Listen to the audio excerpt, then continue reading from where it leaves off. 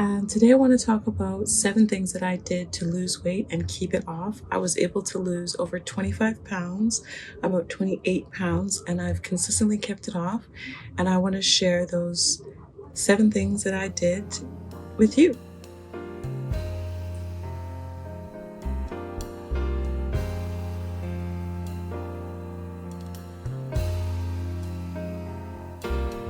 Hello, and welcome to my channel. If you're new here, hello, welcome. And if you're returning, welcome back. Good to see you again. And I got lots to talk about today. Not that much to talk about today, but we're going to talk about it today. And let's get into it. 7 things that I did to lose weight and keep it off. I was able to lose over 25 pounds, about 28 pounds, and I've consistently kept it off. And I want to share those 7 things that I did with you. And if you are on your own weight loss journey or have your own weight loss goals, hopefully one or all of these things will be helpful to you. I did all 7 things and I've been consistently doing all 7 things, and I feel like that's why I have been able to see consistent results.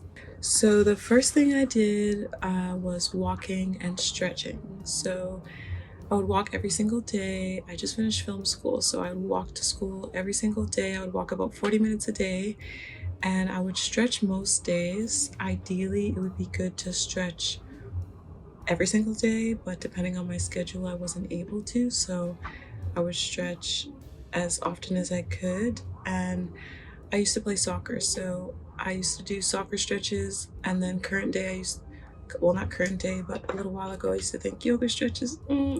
When I really looked at it, at the soccer stretches I was doing, I realized that a lot of those were yoga stretches. So I incorporated a lot of the old stretches that I used to do when I played soccer, along with some other yoga poses, and I would make that a consistent part of my routine of what I would do for stretching. And with walking, I would make sure to walk on an incline. I noticed that when I walk on flat land, I don't really have a difference in heart rate, but when I walk up an incline, I notice a difference in my heart rate, and I feel like that's when my body's actually responding to the walking, because my body's pretty used to walking on flat land. I do walk pretty often, so just walking itself is very beneficial. But if you want to get that extra kick, I highly recommend you walk up a hill on an incline. Then you'll really get your full walking bang for your buck. And that brings us to number 2. So number 2 is water. I drink water every single day, which I hope everybody's drinking water every single day. I would drink, this is an old kombucha bottle that I fill with water every day, and so I would aim to drink 2 of these per day. Sometimes I would have 1 if I was kind of slacking, but I would aim to drink 2 of these per day. And if I still felt really thirsty at any time I was drinking water, I would add lemon juice and or lime juice to the water, and I feel like that helped the water to absorb a lot faster. I would also drink filtered water, not tap water. I don't know what the tap water is like where you live, but I prefer filtered water. And so that brings us to number 3, which is healthy eating. So healthy eating is really important. Getting your fiber, your vegetables, your fruits, your protein, your carbs, and we all kind of know this. We know what healthy eating is, or at least we can do a little bit of research and find out what healthy eating is. But I feel like the problem I had before was I was still eating too much junk food. I was still eating too much processed sugars and carbs. And so the carbs and the processed foods was outweighing the healthy foods. So now I would say it's the other way around. I'm eating about 80% healthy food and then 20%, I wouldn't say necessarily always junk, but more snacks and less full meals is that 20%. The 80% is like the full meals, the healthy, nutritious food. And then the 20% is like the snacks, and like maybe a little portion of that is some of those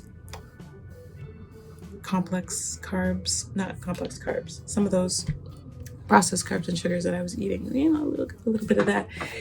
You gotta start from somewhere and work your way up, and that's where I'm at so far. So The next one is number 4, which is portion control. And I think portion control is really important because even when you're eating healthy, you still need to consistently eat healthy portions to see results of maintenance, or if you're trying to lose weight or if you're trying to gain weight, depending on what your goals are. But if you're trying to lose weight, you need to eat less of the calories that you were eating before, but the quality of calories that you're eating is also important. So if you're having pasta, I personally would have 1 portion, but if I was really hungry that day, I would have 1.5 portions or 2 portions, but I'd make sure to have lots of vegetables and fruits to balance out that fiber, and make sure to have a good amount of protein to keep myself full and satiated throughout the day. So yeah, number 4 is portion control, and number 5 is quit processed sugars and carbs. Now, personally, this is a goal that I'm working towards. I haven't fully gotten there yet. I do still have little bits of snacks here and there that do have these processed sugars and carbs, but it is a goal that I'm constantly working towards. And I have slowly shifted from eating a lot of those snacks to eating natural sugars like dates, and using natural sweeteners like agave and honey, and having like nut butters and nuts, and having snacks that are not bad food, but just something that you can't rely on as meals, but also is not heavily processed and is more natural. So yeah, working towards quitting completely processed sugars and carbs, but not fully there yet. And in the meantime, I'm working myself down by eating natural sweeteners and natural foods that will make me feel full when I have those snacks, but I don't have to always go to the ones with too much carbs and too much sugar in them. So number 6, this brings us to number 6. And number 6, I feel, is what really kickstarted the significant results in weight loss. And I feel like it was something that I kind of did unintentionally. I didn't really intend to have this result at this time, but I did have the intention of wanting to lose weight, but I didn't intend to lose it that way. So basically what happened was I fasted, and fasting is what I believe is what really started to retrain my brain into having healthier habits of foods that I eat, and also not craving the sugars and the overly processed carbs that I was craving before. I noticed now that I was craving real food, real nutritious food that was healing my body and making me feel full. And those are the types of foods that I started to crave more and more.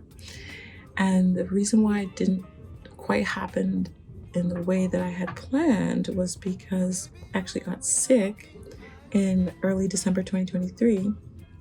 And as a result, I fasted for a couple of days. And in those couple of days that I fasted is when my body was kind of like, oh, we've already done this twice before. This is the 3rd time. Jumped right into the mentality of fasting. My body adapted right away, and I immediately was not craving the sweets and the junk foods that I would have craved before.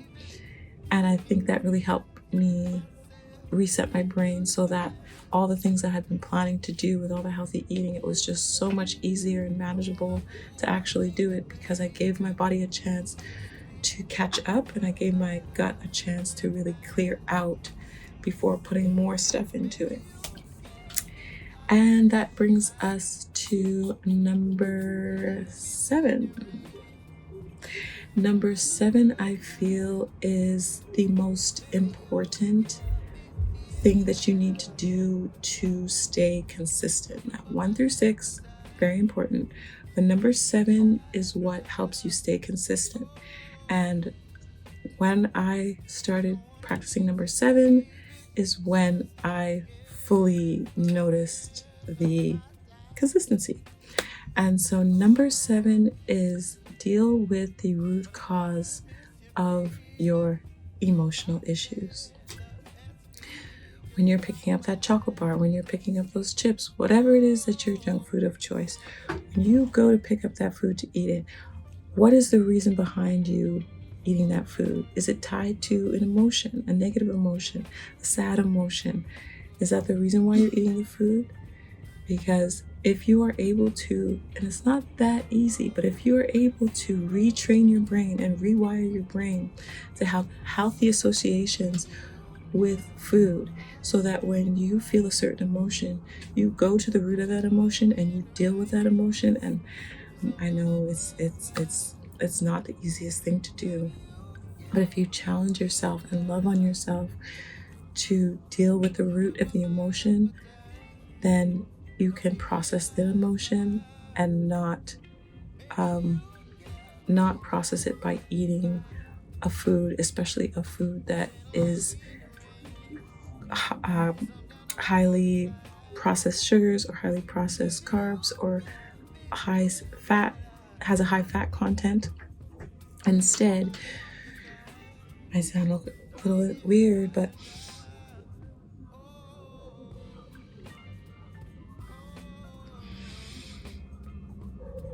try taking a deep breath, try going for a walk, try doing some stretching, a little bit of exercising, talk to your friend. You know, if you need to seek therapy or self-therapy or do some gardening, painting, whatever it is that you need to do, to go to the beach, put your feet in the water, put your hand in the water, whatever it is that you need to do to feel grounded and centered and to deal with the root cause of your emotion, rather than just going to pick up a food and putting it in your mouth and essentially silencing yourself and that emotion and putting it in a box to deal with later. Rather than doing all that, there are solutions, there are answers. I don't have all the answers, I don't have all the solutions, but I've done these 7 things and they've worked for me, and I've consistently been able to keep off the weight that I've lost. So I'm hoping that it can help for some of you out there. You may not have the same body type as me. I am more of a mesomorph. You may have the same body type as me, but you might have different lifestyle, different life circumstance. But I do know that doing these 7 things can most likely help you in a positive way. If you need to consult your physician, do so. If you need to consult anybody, your friend, whoever you need to consult, do so. If you need to do some research, go ahead. But I truly believe following these 7 steps will help you towards your weight loss goals and towards being consistent with them and maintaining your weight loss goals or your weight goals in general. And yeah, so thank you so much for watching this video. I would love to hear some comments, and if you have any questions, please feel free to comment below. And thank you so much for watching this video. I look forward to making more content, and I'll see you in the next video. Thank you. Bye.